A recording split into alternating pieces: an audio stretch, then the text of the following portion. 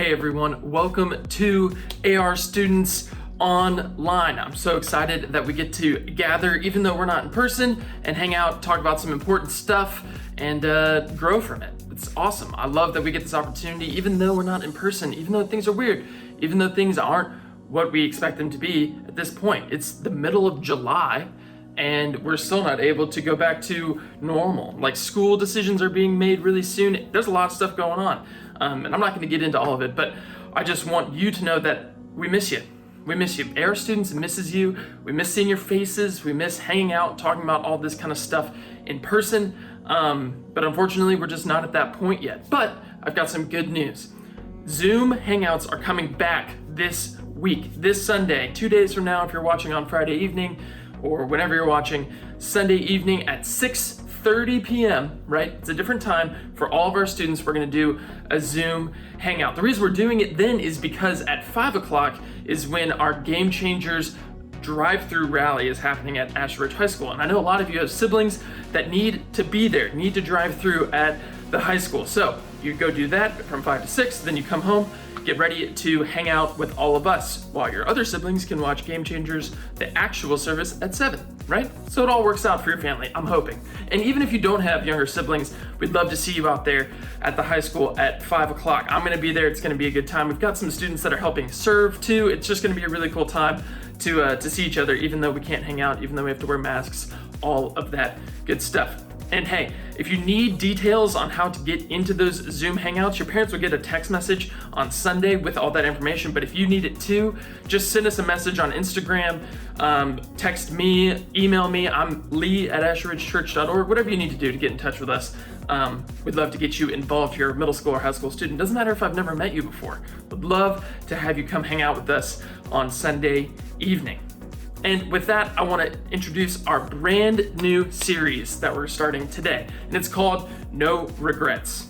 Do you have any regrets? Are there any situation that you wish you had like a do-over card, you could do it again? I know that's really true for me. And a lot of people say, I have no regrets. And I don't know. I definitely wish there were times I could go back in time and change the way I acted or reacted to certain things. And we're going to talk about that this week and next week. Instead of just hearing from one person, you're gonna hear from a whole gang of people.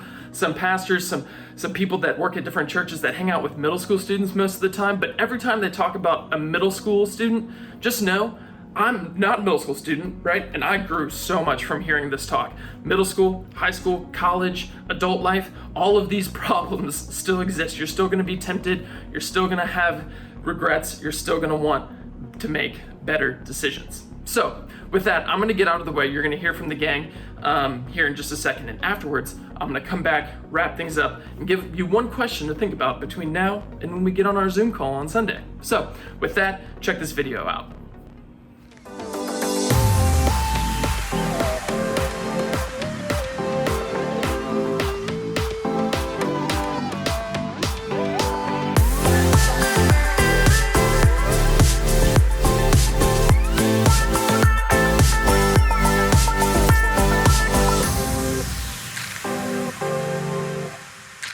Hey everyone, welcome to Transit. We're doing this new series called No Regrets. And we thought we'd do something a little bit different. We thought instead of just one person talking, we try to get a few of our friends together on the line and talk about this idea of regrets.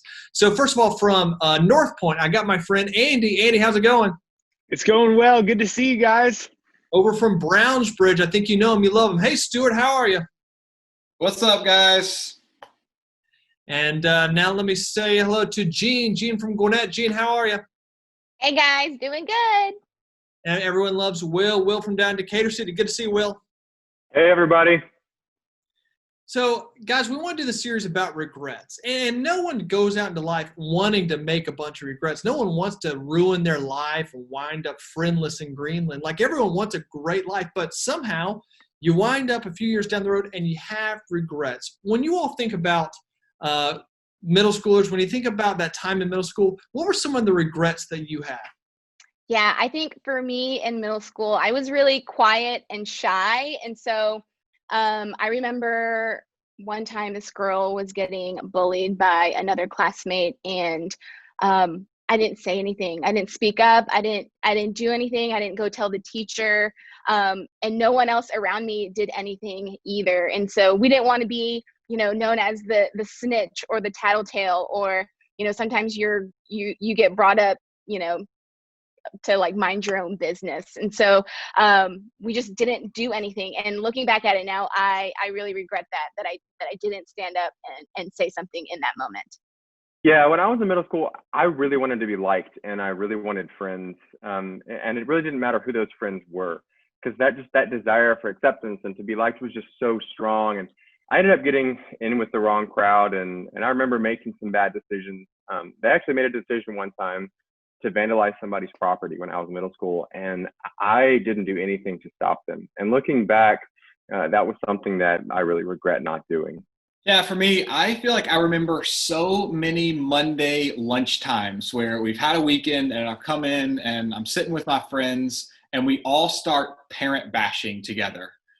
We're just frustrated with all the limitations that we had during the weekend and the rules our parents put on us, and all the times that they told us no and how they just don't understand us. And then now it seems like each year that goes by, I understand more and more, they actually weren't terrible parents, probably to any of us. They just did it because they love us. So I just regret that every morning it seemed like we were bashing people who actually loved us the most.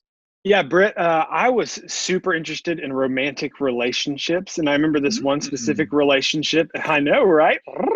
And I remember in that one relationship, literally changing the way that I looked, changing the things that I did in order to accommodate this other person. And I remember in that moment losing some friends and losing some friendships because I put that significant other ahead of them. And then obviously the relationship didn't last. And then I was left with this hole of not having any friends because I chose that person over my friends. And so I regret looking back and thinking about the times that could have happened or the memories that we could have had together if I just wouldn't have been so focused on that single individual.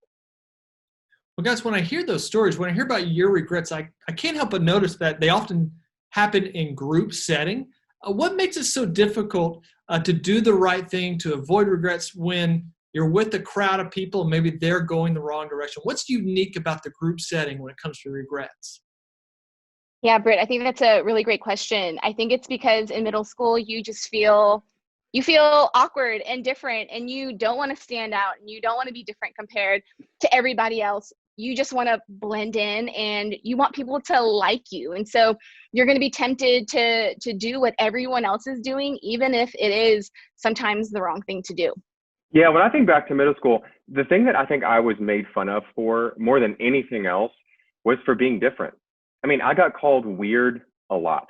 And I just learned personally that it was safer to just do what everyone else was doing, even if what they were doing wasn't necessarily the right thing. Well, guys, this week, in week 1 of the series No Regrets, we're really just talking about temptations. When you're tempted to do something, maybe with a group, maybe it's on your own. What do you think are some of the temptations that middle schoolers face these days? I think I think for me in middle school, and I think for a lot of people in middle school, things to lie about. You want to lie about certain things to be able to do stuff or get things. You hide stuff, or maybe even, I know for a lot of girls, it's gossiping. It's tempting to talk about other people in not so friendly ways. Yeah, I think some of the common things that middle schoolers deal with right now are, adults too. I think one of the biggest things that people struggle with is just that opportunity and that ability to put someone down in order to make ourselves feel better, to make us feel more important. That's a temptation to lower other people and to build yourself up. I think another temptation that middle schoolers face is things on the internet. It's things that they shouldn't be necessarily looking at. I mean, that is a temptation that is around every corner. And, sometimes your parents don't have guidelines, or your parents don't have rules, or you don't have these different things. But I know for a fact that there's a lot of middle school students out there who are looking at things that they probably shouldn't be looking at. Guys, as you know, as the transit team was talking this week about temptation, this one verse came up over and over again out of 1 Corinthians. Paul writes to that church, "No temptation has overtaken you except what is common to mankind. But God is faithful. He will not let you be tempted beyond what you can bear. But when you're tempted, he will also provide a way out so that you can endure it. God, that's 1 Corinthians 10:13. What do you think that verse means for us today? What does it mean for today's middle schooler? When I hear that verse, one of the things that I feel grateful for in it is the beginning where it says, no temptation has overtaken you except what's common to mankind. And just the idea that other people are facing what I'm facing almost makes it feel better, because I always feel alone in those things. Like nobody else is quite experienced what I'm experiencing, or the temptations what I'm experiencing, or maybe as strongly as I'm feeling the temptation, they're not. But this helps me understand it's actually common to the people around me, and something is comforting about that. Yeah, I love that. I also love the part where it says he will provide a way out. And to me, it means that there's still hope, that no matter how deep you are in a particular temptation or how stuck you feel in a situation, that there is a way out. There's always another way. And it reminds me of Finding Dory. I don't know if you guys have watched that movie before, but Dory always finds herself stuck in like different situations. And Hank is like with her, and Hank is totally pessimistic. He's like, like you can't find anything. Like we're just stuck here. It's useless. We can't do anything. But Dory's, she's been taught like there's always another way out. And so I love that. And that it just reminds me like God will provide a way out no matter what kind of situation you're in, how deep you are stuck in a temptation, that God is going to provide for you, and that there's still hope for you. Just want to know, as we wrap up, is there any other things you want to tell our students, any other encouragement you can give our students as they deal with a world that's full of temptation? Yeah, I think as I was talking a little bit about some of my experience in middle school that may be similar for some of you guys, I think the need that drove a lot of the temptation that I had was my need for acceptance. And it even drove me to be this person that I wasn't. And for you, whatever it is, fill in the blank there for you. But I think that being accepted for who you're pretending to be will never be as fulfilling as being accepted for who you actually are. So my encouragement to you guys would be surround yourself with people who encourage you to be a better version of yourself, not just another version of them. And our hope at Transit is that that's your small group. Yeah, I wouldn't want to end this talk without at least saying that there will definitely be moments for every single one of us watching this thing, that as much as the series is called No Regrets, we will make a decision or a choice in a moment that we do regret, and maybe give in to a temptation that we wish we hadn't of. But we have a God who forgives us, who stands by us just the same, and his love for us never, ever changes. Yeah, I wish somebody in middle school just said, hey, you don't have to go at this alone. And as you sit in your sin or you sit in your temptations, as you sit in that seat, you just start to think that you're the only one that's dealing with this, or you're the only one going through this. But in all actuality, there's a lot of people who are feeling the same way that you are. And so like the others have said, I truly am so grateful that you have a place like a small group where you can open up about what's going on and the temptations that you are feeling. So you've been handed a gift that a lot of us haven't ever had before. And we hope that you're taking advantage of the fact that you have small group leaders and people in your small group who want to support you and care for you. Well, everyone, thanks for joining us today as we started the series No Regrets.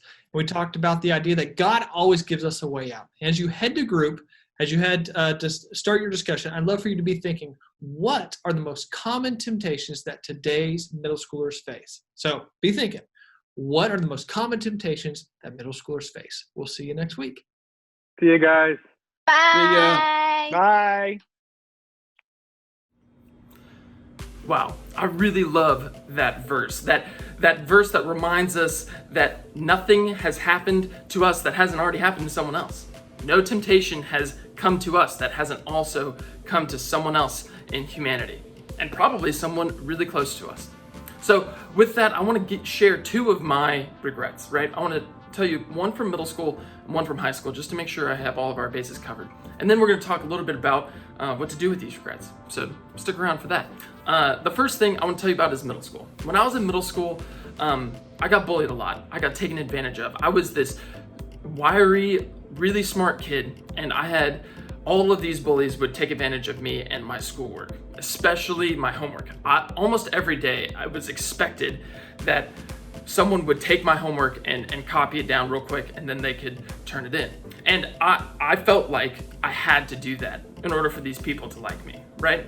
And I regret not taking advantage of the fact that my identity isn't in my grades and isn't in how people treat me as a result of my grades. And the thing is, at the end of the day, I just didn't see myself as valuable enough to resist, to say no, to tell anyone else about what was going on, to admit that I was being bullied. I didn't think I was worth that much attention, that much, that I didn't deserve any sort of credit in that way. And so the thing that I really regret is not growing out of that and deciding, hey, I'm not going to get taken advantage of. And then in high school, I lived this double life, right? And this is something that happens to a lot of people. It might be happening to you right now, where Sunday, you feel like you have to be one way, but then the rest, well, Sundays, if Sundays were normal, right? Now Sundays, you're just at home. But Sundays at church versus Monday through Friday at school. I know at church, I was this kid that had all the scripture memorized, knew all the right answers to the questions. I served, I was on the worship team. I did all of this stuff at church. I was this ideal picture of the Christian kid, but in reality, that's not how I was acting like at school at all. In fact, at school, I was pretty mean. I was on the lacrosse team. I had a filthy mouth. I made a bunch of really bad jokes all the time. It was a completely different person. And now looking back, I realized neither of those were really who I was. I just adjusted and became the person that I felt like the people around me wanted me to be. And I don't know if you feel that pressure, but I definitely did, and I kind of still do now, to be the person that someone else expects me to be. And I really regret not taking advantage of the fact that people like me for who I am. I regret not looking at God and looking at the way God looked at me and realizing that I am valuable just as I am. And that's a really big struggle, even to this day, for a lot of people, whether it's middle school, high school, college, adult life, empty nesters, all that stuff. There are always going to be people that feel the struggle between who they are and who they feel they're supposed to be, whether it's in a job or at school or on a team or whatever. It's just the way we are. And I don't know if you can relate to either of those two regrets, but those are the things that really got under my skin when I was y'all's age. And I don't want to just leave you with, hey, we talked about regrets. Cool. I want to give you 2 quick things that you can use as a tool to help you grow from those regrets, help you to make better decisions in the future, help you move on from temptations and not get stuck in the same rut over and over again of doing the same thing that you know you shouldn't do. So these 2 quick things, I hope you'll think about them and we can talk about them a little bit more this upcoming Sunday at our Zoom Hangouts. The first is share your struggles. Share your struggles, just like I just did, just like the rest of the gang did. The things that you struggle with have a lot less power over you the second you start talking about them. And that's to anyone. That could be your small group leaders, it could be to me, it could be your parents, it could be your siblings and your best friends, anyone that you trust. The things that are really weighing you down, whether it's a failure or something that you're tempted by, or it could be even as simple as you feel lonely right now. Whatever it is, those things have a lot less power over you the second you start talking about them. And I don't really know exactly why that's the case, but it is. It's been the truth for my entire life. The second I start talking about the thing that's really weighing on me, the second it has way less power over me. And in some cases, the power just disappeared, right? I felt no longer underneath the weight of whatever it is that I'm dealing with. So that's the first thing, share your struggles. Oh, and the best part about that is that sometimes you might realize that the people around you are dealing with the same struggles. Like right now, I think a lot of people feel lonely. So if you talk about being lonely with one of your friends, maybe they'll tell you that they feel lonely too. And then all of a sudden, you're in the same boat and you don't feel like you're as alone in that aloneness, which is kind of a weird way of saying it, but it could be anything. It could be something about the things you're looking at on the internet. It could be about the way you're being treated at school, or the way you interact with your siblings or your parents, whatever it might be. The second you start talking about it with the people that you trust, the second those things start to be less powerful. So keep that in mind, share your struggles. And then the other thing that I want to tell, especially y'all about, my arStudents family, y'all listen here. You have to learn to forgive yourself. There's a lot of people out there, especially in our world, especially at these middle school and high schools that y'all go to, that beat each other up all the time about the things that you fail about, whether it's grades or not getting on the team or not making the cast, whatever it might be. I feel like I'm constantly telling students, hey, it's okay God forgives you so you can forgive yourself too. Like, your failure doesn't have to define you. Your successes can define you. And even then, if you're not a Jesus follower, you can choose to have your successes define you. But even better, if you are a Jesus follower, if you do believe that Jesus died for you, then your identity, your values already wrapped up in Jesus. And who Jesus says you are as a child of God. Doesn't matter what you do. Failure, succeed, God still loves you. And that's why you can still love yourself. You don't have to beat yourself up all the time about the things that go wrong in your life. And that's really hard. I mean, that comes straight from my heart too, because I am really bad at that. It's really easy for me to beat myself up over whatever it is that I failed at, whatever it is that I didn't do a good enough job on. That just sits on me. That sits on my shoulders. That sits on my chest for way too long. And I just need to learn to forgive myself because God's already forgiven me, right? Who am I to hang on to the thing that makes me feel guilty when the creator of the universe, like God, has already said you're forgiven? It makes me feel like my struggles, my failures have no power because God, the God of the universe, the creator of everything, has already forgiven me. That's what grace is, and that's truly remarkable. That's the best news you'll probably hear all day. I hope it is, because that news isn't going anywhere, right? Jesus isn't going anywhere. Even though we're not in person, even though we're not together physically, Jesus still loves you. Jesus still forgives you. Jesus still wants to be with you and sit with you, cry with you, laugh with you. All of those things are still true, even though we don't get together in person. That said, we are going to hang out online this Sunday, so don't miss that Zoom hangout this upcoming Sunday, 6:30 p.m. If you don't have the details, your parents will get a text message on Sunday with the meeting ID code, but if you need that, reach out to me, lee@ashridgechurch.org, send a carrier pigeon, signal fires, write it in the sky with a plane, whatever it is. We'll make sure that you get that information. Message us on Instagram. That's actually probably the easiest way, at arStudents. Give us a follow. I'll follow back. I can't wait to hang out and see your faces again. It's been a minute because of the 4th. It's going to be a great time together. Let me pray for us and we'll get out of here.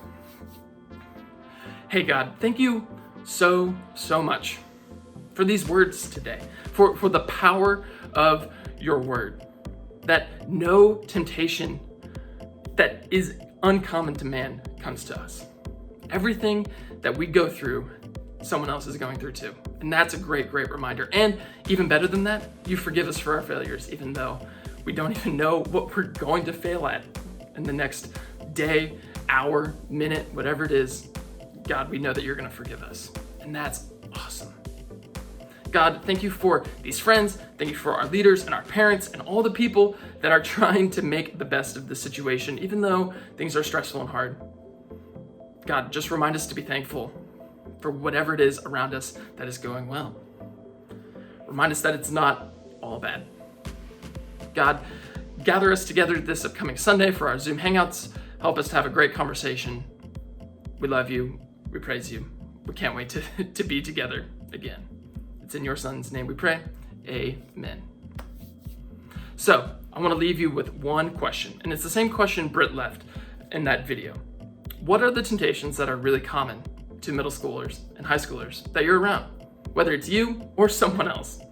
What are the things that you see always tempting, always pulling on your heart? And we're going to talk about that on Sunday. So keep those in mind, write them down in a note on your phone, put it on a sticky note, write it on your hand, whatever it takes to remember. What are the things that tempt most middle schoolers or most high schoolers? And with that, we love you. Can't wait to see you again. Y'all take care.